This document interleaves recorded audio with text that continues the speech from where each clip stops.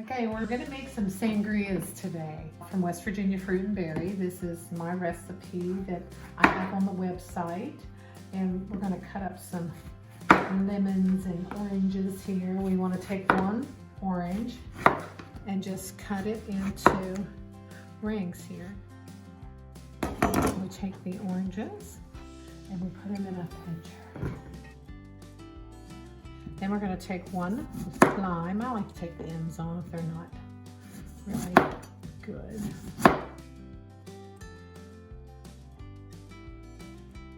We add one lime, then we're going to add this nice lemon. Now I did pre-wash these, all of these before we got started.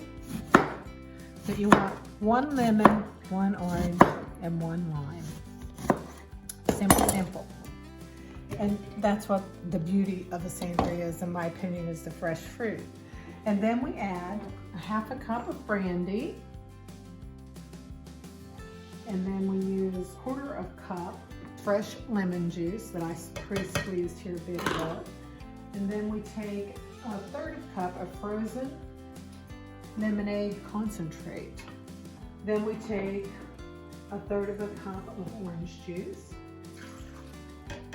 And then we take a bottle, and on our website we say Uncle Jake's elderberry wine, but you can use any one of our wines. I'm gonna make the raspberry because it's springtime, and I'm gonna do raspberry today. You wanna take a bottle of any of our fruit wines. The one on the website I call winter sangria because we like to use elderberry because it's really rich, red, deep red wine, good for you. Really a good sipper in the winter time. So I use it during the New Year's actually. And then we add a half a cup of triple sec. It also calls for 2 cups of ginger ale, and that 2 cups of ginger ale will go in after you've let this set for hours. You can make it in the morning if you're going to have a late afternoon dinner. I actually like to do it the night before. So this is Easter Eve here on West Virginia Fruit and Berry's farm. And so I'm getting ready to put this in the refrigerator. And before I serve it, I'll add that 2 cups of ginger ale and 8 maraschino cherries. Or a little bit of that juice I like in there as well. But it's a delicious sangria, and I really recommend it to everybody. I hope you try it.